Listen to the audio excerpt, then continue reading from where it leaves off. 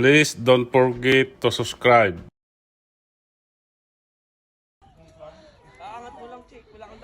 Yan mga kasamahan ko, nagbingo kami. Katatapos lang namin magbingo dito sa Two Rivers. Yan. Vlog muna ako kahit isa lang.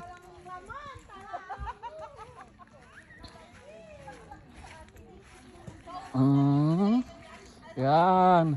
Ipakita ko sa inyo ang view ng Two Rivers.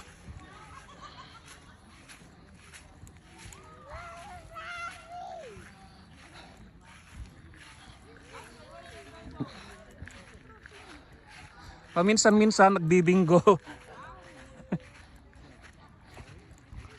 Once a year. Ayan. Kukunti na yung tao.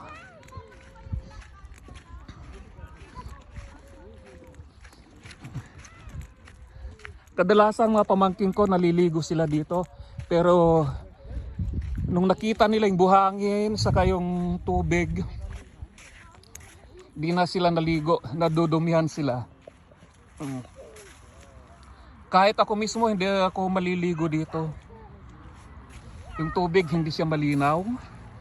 Pero yung view ang liwanag. 6:30 in the evening pero napakaliwanag. 6:30 in the evening. Andun sila nagliligpit ng mga gamit bago uuwi. Dito kami nag-lunch.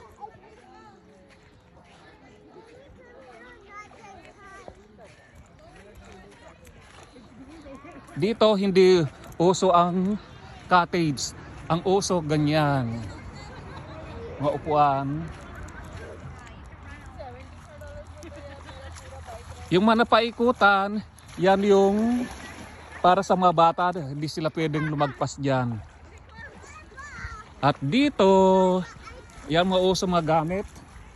Kapag madami silang gamit, hindi mo na kailangang buhatin, kundi hilain. May lukong-lukong nag-iwan ng diaper.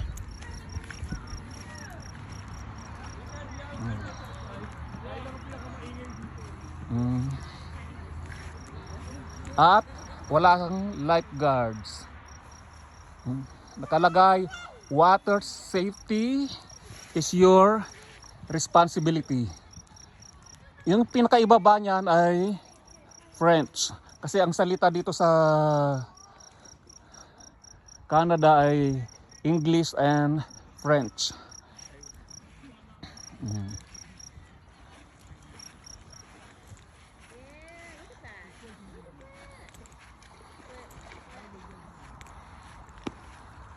Kaya yung iba dito nagkakayak, kayaking, canoeing,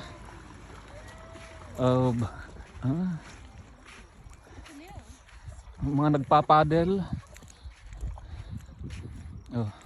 Pagaya nandun sila. Kanina medyo madaming tao pero ngayon pailan-ilan na lang. Yung pinakamalaking grupo kami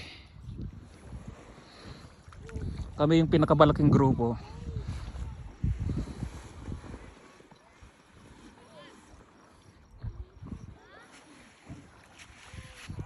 Hindi talaga malinis yung tubig kahit yung buhangin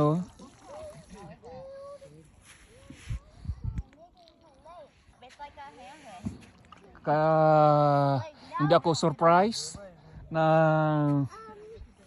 hindi naligo yung mga pamangkin ko. Kung naligo sila, naligo na rin ako. Usually, kapag malinis yung tubig, lahat naliligo. Mga asawa, anak, pamangkin, naliligo lahat.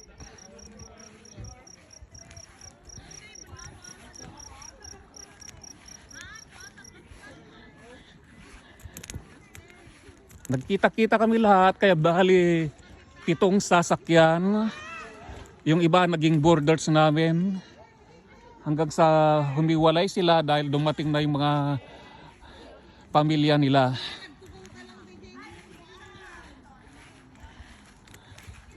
Tumira sila sa aming basement. May washroom doon pero ayaw namin gamitin dahil di namin masikmura yung amoy. Kasi nga wala sigurong naglilinis.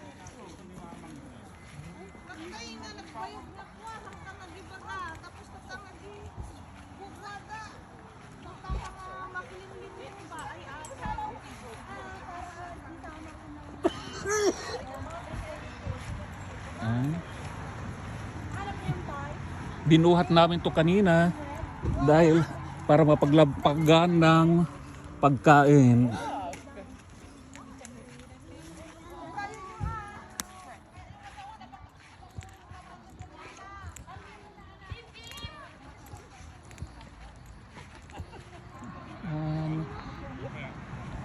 Wala kang makikitang signage or ano na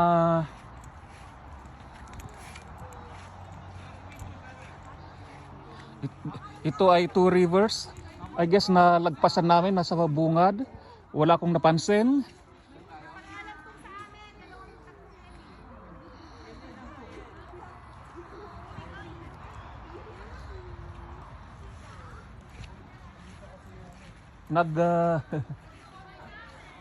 Dito mayroon pa rin pala dito.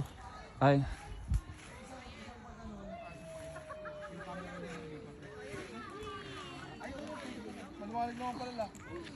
Ayan. Bago alis, mag-picture, mag-vlog. Kasing mainit. Masakit sa balat.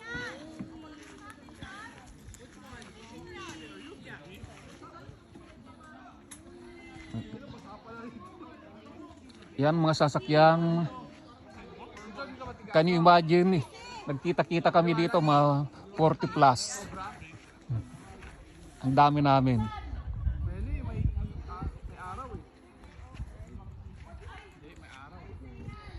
Maraming salamat sa panonood ng vlog ko. See you again next time.